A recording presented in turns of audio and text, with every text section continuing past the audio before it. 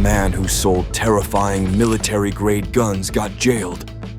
Warrington gangsters jailed for selling weapons to UK crime groups.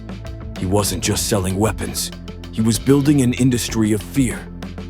Across Britain, Philip Waugh's network armed Liverpool's deadliest gangs with AK-47s, Uzis, and Scorpions, while ordering acid attacks like business transactions. He called himself Ace Prospect, a merchant of pain who turned violence into profit and cruelty into efficiency. From villas in Spain, he ran his empire through encrypted phones, believing no one could touch him. But every gun he sold, every message he sent, and every scar he caused was already being traced back to him, and what came next would expose the true face of pure evil. Waugh wasn't born into violence. He was raised in Warrington, Cheshire, a place known for quiet neighborhoods, not cartel-level ambitions. But he had an obsession that outgrew small-town boredom. He didn't dream of football stardom or fame. He dreamed of control. While others saw guns as tools of destruction, he saw them as assets. Power you could package, ship, and price. By his 30s, he had gone from small-time hustler to Europe's most calculated gun runner. His factory floor was digital, his warehouse encrypted, and his alias, Ace Prospect, sounded less like a criminal and more like a brand. He wasn't hiding in back alleys or shady pubs. He was operating through EncroChat, the encrypted network that promised total invisibility. Under his handle, Waugh sold death like a vendor, listing on an online marketplace. K-47s, Scorpions, Uzis, pistols, thousands of rounds, all cataloged, traded, and tracked through code names and middlemen.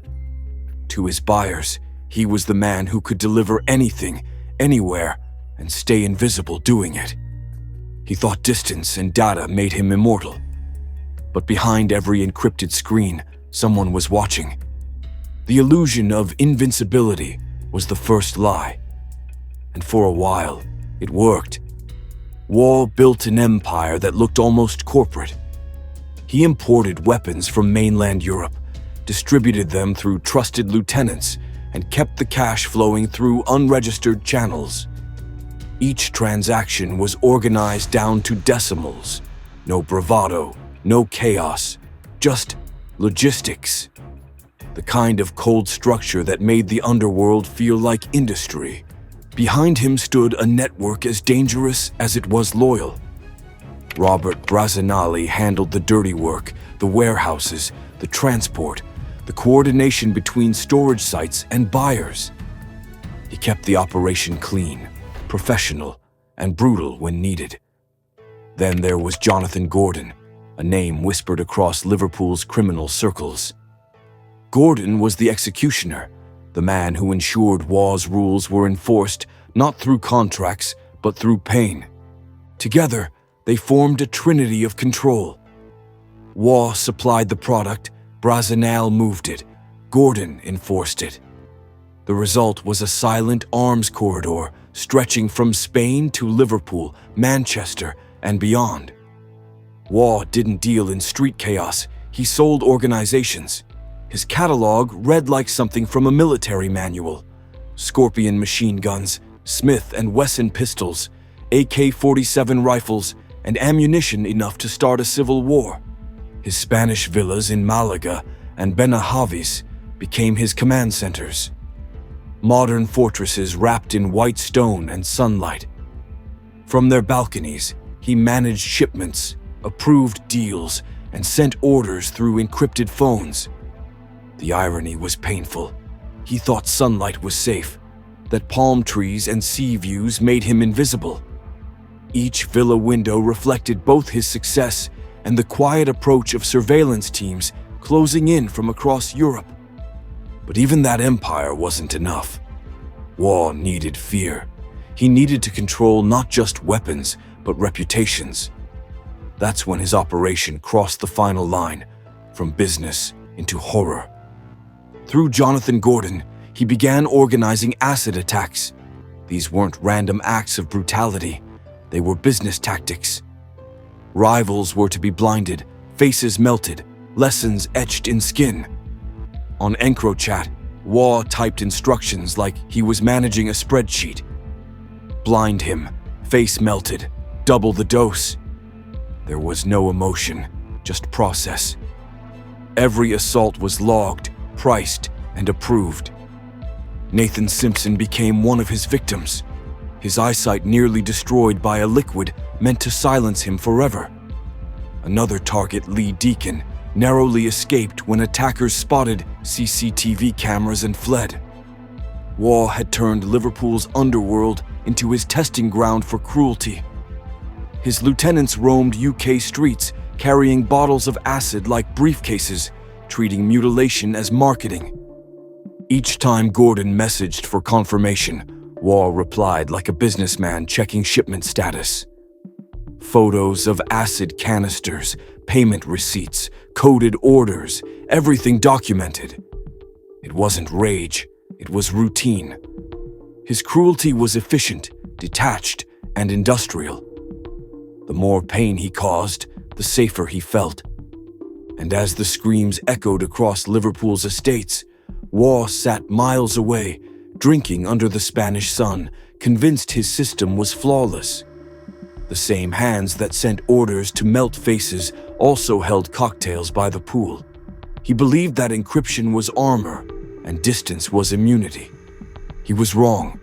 Behind the illusion of paradise, law enforcement was already reading his empire like an open book. Each message he sent, every joke about blind and face melted, every deal typed with confidence, was being quietly collected. Each gun moved through Brazenale's network was logged and traced. Each villa address was cross-referenced with data from European surveillance teams. Waugh built his power on arrogance disguised as precision. Every decision, every message, every secured chat left a mark, and that mark would one day lead to his downfall. In 2019, the myth of encrypted invincibility cracked wide open. French and Dutch investigators, working in silence, broke into the one system every criminal believed was sacred, EncroChat.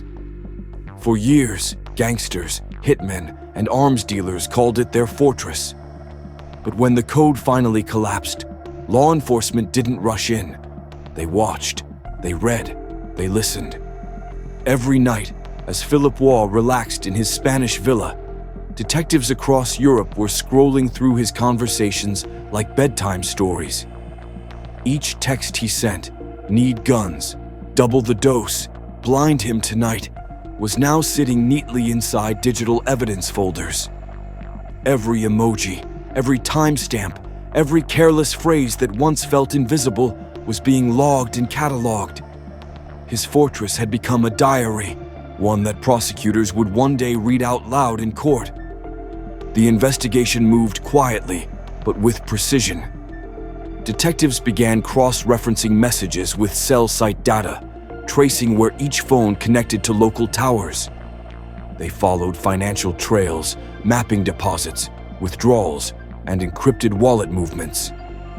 Then came the surveillance records, men meeting in parking lots, vans leaving warehouses, couriers swapping packages. The puzzle pieces began to align, and in the middle of that web sat one handle, Ace Prospect. It didn't take long to match the alias to reality.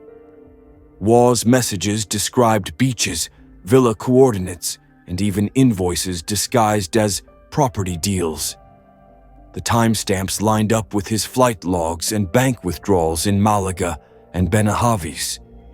He had written his own biography without realizing it.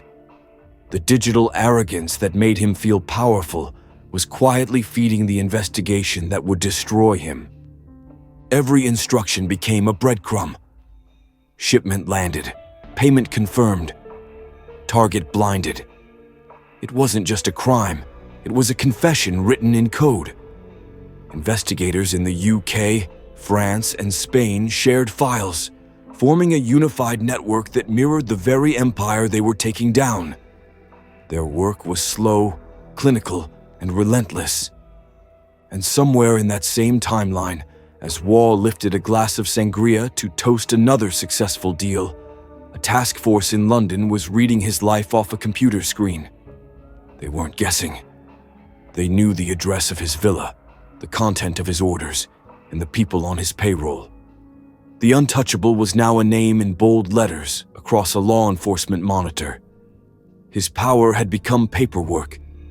By the time Operation Vanetic went public, it was already too late for Philip Waugh. Across Europe, raids shattered the illusion of encrypted safety. In Liverpool and Manchester, detectives kicked down doors, arresting couriers and stashing house managers. In Warrington, Brazenale's storage facilities were stripped bare, shelves lined with AK-47s, Uzis, Scorpions, and hundreds of rounds boxed like inventory. When they opened ledgers, the handwriting was unmistakable. Waugh's initials, payment confirmations, lists of clients and drop points. The records were meticulous, almost professional. He had documented his empire as if it were legitimate trade. Meanwhile, Spanish police closed in on Benahavis, the hillside town where Waugh had hidden under sunlight and delusion. The raid came before dawn. Officers breached the villa gates, stormed rooms, and found laptops, encrypted phones, and a suitcase of cash left half-zipped near his bed. Outside, the ocean shimmered.